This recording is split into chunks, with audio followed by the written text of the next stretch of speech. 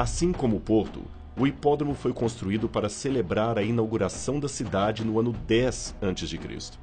No segundo século depois de Cristo, a parte sul do hipódromo foi reconstituída em forma de um anfiteatro e usada para a exibição de lutas de gladiadores.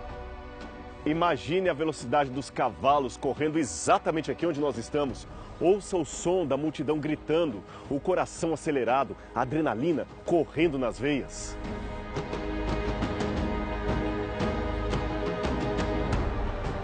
Essas pedras aqui formavam uma espécie de camarote de elite. Era daqui que o governador da cidade, o procurador romano ou mesmo o rei assistiam às corridas de cavalo com seus convidados. Você nota que o lugar da elite ficava muito próximo da curva.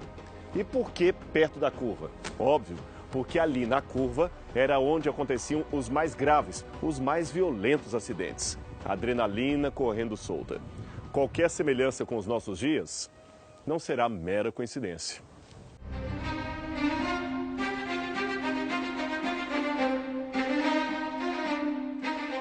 Agora vamos conhecer uma típica casa de espetáculos romana, um teatro daquele tempo. As pessoas entravam por aqui, onde eu estou, para assistir às peças e apresentações, e muitas dessas passagens eram situadas abaixo ou atrás das arquibancadas. E note que elas eram propositadamente feitas para permitir que um grande número de pessoas saísse de uma só vez rapidamente depois que a peça terminasse. Agora, você sabe como esse lugar se chamava? Vomitorium. Isso mesmo. É como se o espetáculo ou o teatro vomitasse os espectadores depois da peça. Estranho nome para a saída de um espetáculo, não é mesmo?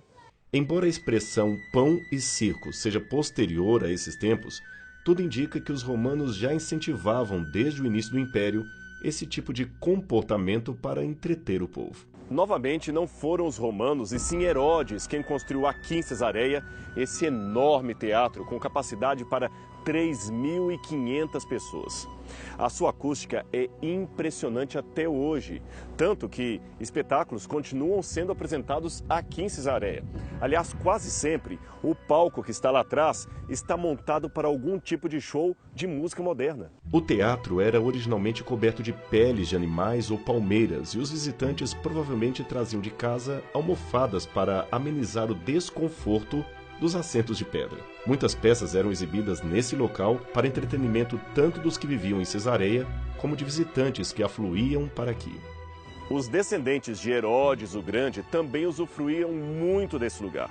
Aliás, um deles, Herodes Agripa, que recuperou parte do reino da família herodiana, fez deste lugar aqui, desse teatro, um verdadeiro santuário para si mesmo. Ele era tão arrogante, que se sentia um deus.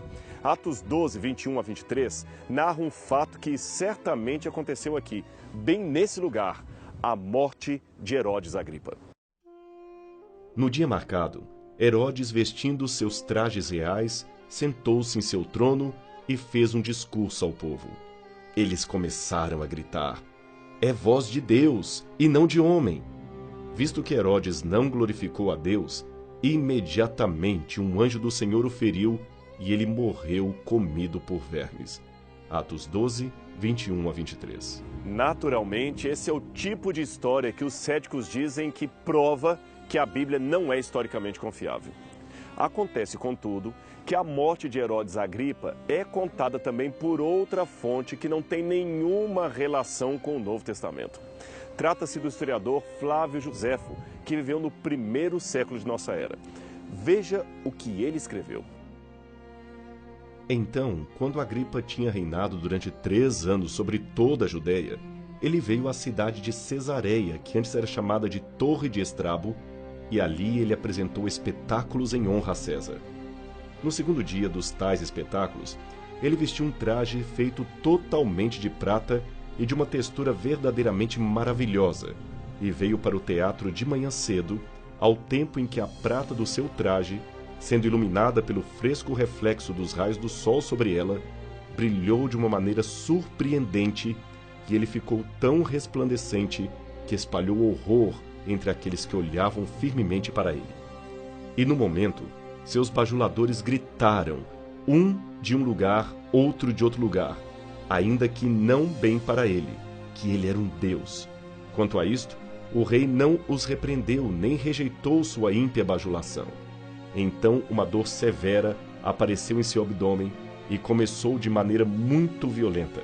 Desse modo, ele foi carregado para dentro do palácio, e o rumor espalhou-se por toda a parte, que ele certamente morreria dentro de pouco tempo. E quando ele tinha se esgotado muito pela dor no abdômen durante 5 dias, ele partiu dessa vida. Imagine que exatamente logo ali atrás, onde nós estamos vendo agora, veio Herodes com a sua pompa e orgulho, sem saber que em pouco tempo ele seria ferido pelo anjo do Senhor. Foi ele o responsável pela morte de Tiago, irmão de João, e pela perseguição a Pedro. Foi também Herodes o responsável pela perseguição da igreja que estava em Jerusalém. Mas a passagem que marca a sua morte termina com uma nota interessante.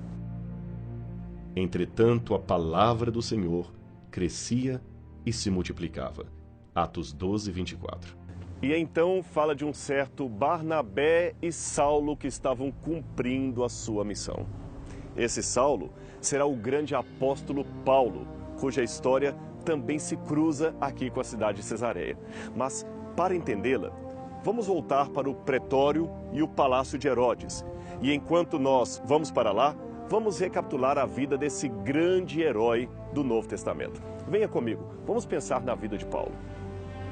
Paulo visitou Cesareia várias vezes, e em muitas ocasiões ele esteve presente neste lugar, a começar do início do seu ministério, quando, após a sua conversão, judeus helenistas intentavam matá-lo, até que, tendo esse fato chegado ao conhecimento dos irmãos, Paulo foi levado até Cesareia, e dali o enviaram para Tarso. Eu fico pensando no maravilhoso, mas ao mesmo tempo assustador encontro de Saulo com Cristo no caminho de Damasco.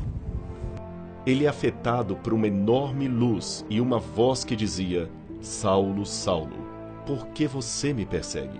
Então ele, assustado, pergunta: mas quem é o Senhor? E a voz continua: eu sou Jesus a quem você persegue. Atos 9, verso 4. Eu me imagino no lugar dele. O que o impacto desse encontro teria causado na minha vida? Mas o problema é que, ao invés de ter portas se abrindo, o que Paulo experimentou a partir daí foi uma série de perseguições e aparente derrota. Enfrentando dilemas, dormindo em porão de navio, sendo apedrejado, Paulo não parava de pregar a palavra do Senhor. Em pelo menos 2 ocasiões que coincidem com a sua 2ª e 3ª viagem missionária, Paulo desembarcou aqui em Cesareia, no porto que aqui havia, e daqui ele buscou outros rumos para pregar o Evangelho. E chegando Paulo a Cesareia, subiu a Jerusalém, e saudando a igreja, desceu a Antioquia. Atos 18, 22. E no dia seguinte, partindo dali Paulo e nós que com ele estávamos, chegamos a Cesareia. Atos 21, verso 8. O objetivo da viagem de Paulo a Jerusalém era entregar uma oferta proveniente das igrejas gentílicas para os crentes pobres de Jerusalém. Aquela foi realmente uma grande oferta. Paulo demorou 1 ano para arrecadá-la. Mas o ponto é que ele foi várias vezes advertido a não fazer aquela viagem para Jerusalém. A profecia de Ágapo foi uma dessas advertências e até Lucas, o autor do livro de Atos, o pede para que não vá para lá. Mas o fato é que Paulo estava decidido, determinado. Ele entendia ser aquela a vontade de Deus e, para cumpri-la, não temia nem a prisão, nem a própria morte. Uma vez em Jerusalém, conforme já era de se esperar, Paulo enfrenta o ódio e a oposição de muitos judeus. Com toda a cidade amotinada, o desejo de vários membros da elite judaica era matar Paulo.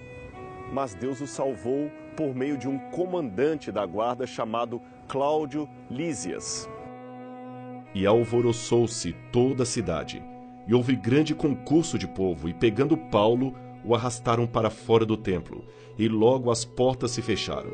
E procurando eles matá-lo, chegou ao tribuno da corte o aviso de que Jerusalém estava toda em confusão, o qual, tomando logo consigo soldados e centuriões, correu para eles. E quando viram o tribuno e os soldados, cessaram de ferir a Paulo. Atos 21, 30 a 32.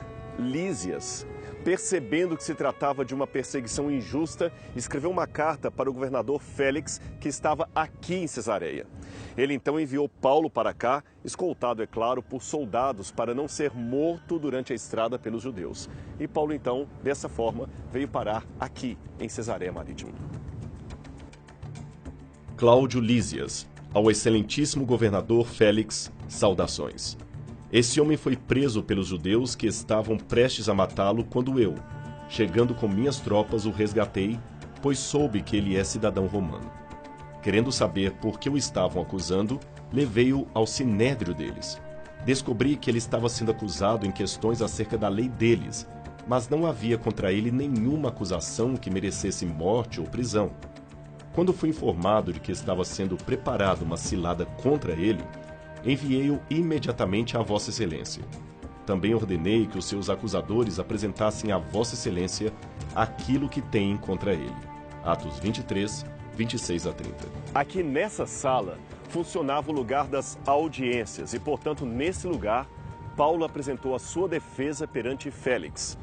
O livro de Atos dos Apóstolos ainda fala que Paulo ficou 2 anos preso no palácio de Herodes, época em que ele pregou para Félix e a sua esposa Drusila.